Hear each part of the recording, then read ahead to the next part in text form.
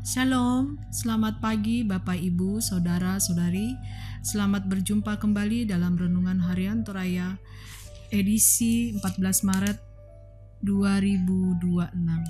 Kita bersyukur oleh karena pemeliharaan dan penyertaan Tuhan, sehingga pada saat ini kita masih diberikan waktu dan kesempatan untuk menikmati hari baru, hari karunia Tuhan. Mengawali segala kegiatan kita hari ini, mari bersama-sama mengambil waktu sejenak untuk belajar firman Tuhan. 1 Samuel 15 ayat 32 sampai ayatnya ke-34. Sebelum kita mendengarkan dan merenungkan firman Tuhan, mari kita berdoa. Bapa dalam surga, Bapa dalam nama Tuhan Yesus, Tuhan kami yang kudus, yang layak disembah. Kami bersyukur atas penyertaan-Mu. Tuhan sudah melindungi kami dari malam hingga pagi ini. Kembali kami dianugerahi nafas hidup dan kesempatan melakukan perkara-perkara yang baik dan berkenan kepada Tuhan.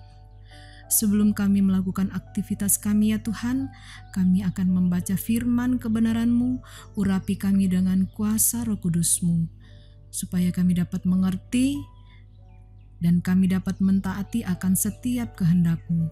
Dalam nama Tuhan Yesus, amin. 1 Samuel 15 ayat 32 hingga ayatnya yang ke-34. Tuhan menolak Saul sebagai raja. Kata Samuel, "Bawa kepadaku Agag, raja Amalek." Agag datang kepadanya dengan gembira, pikirnya, "Tentu kepahitan maut telah berlalu." Tetapi, kata Samuel, "Sama seperti pedangmu telah membuat perempuan-perempuan kehilangan anak, demikianlah ibumu akan kehilangan anak di antara perempuan-perempuan." Lalu Samuel menyembelih Agag di hadapan Tuhan di Gilgal. Kemudian Samuel pergi ke Rama, sedangkan Saul pergi ke rumahnya di Gibea Saul. Sampai hari kematiannya, Samuel tidak melihat Saul lagi.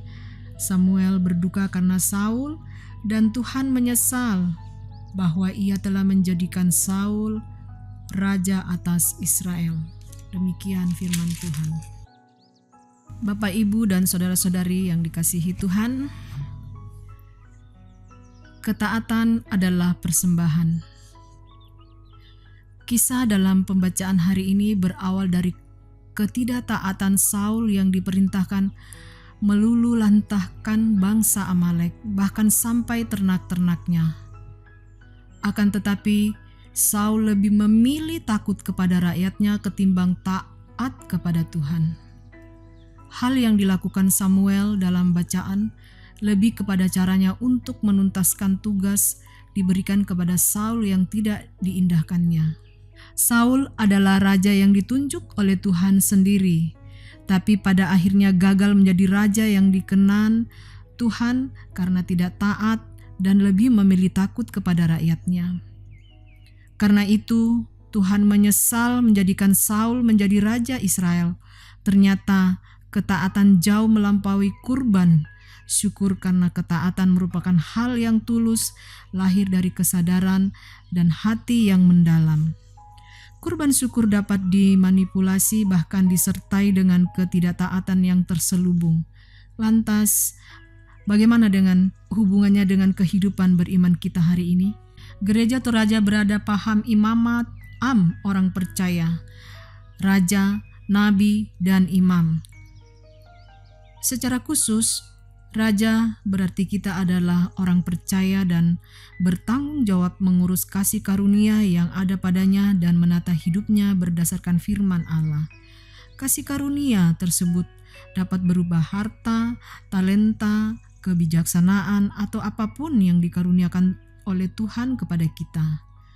Dengan demikian, ketaatan kepada Allah adalah hal yang mutlak. Bahkan hal itu adalah kurban syukur atau persembahan yang paling nyata.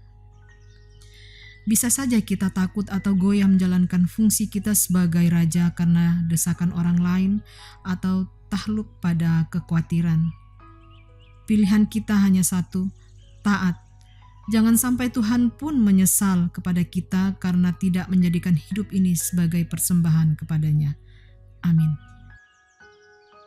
Bapa dalam surga, terima kasih Tuhan Yesus, kami bersyukur untuk firman-Mu yang sudah kami dengar, yang mengajarkan kami dan mengingatkan kami untuk tidak lalai akan firman kebenaran-Mu.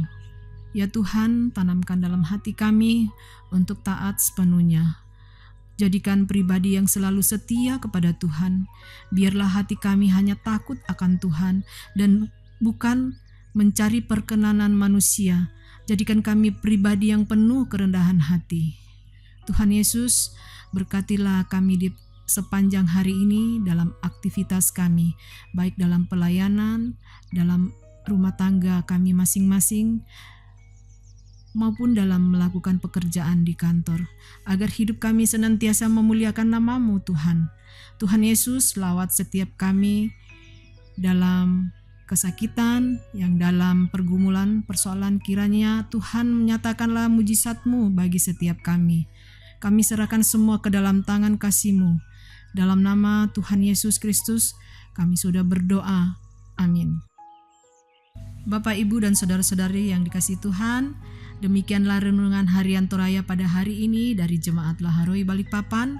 Kiranya kita semua tetap setia mendengarkan firman Tuhan dan senantiasa diberkati oleh Tuhan dalam menjalani hari-hari kehidupan kita. Sampai jumpa pada renungan harian berikutnya. Tuhan Yesus memberkati. Shalom.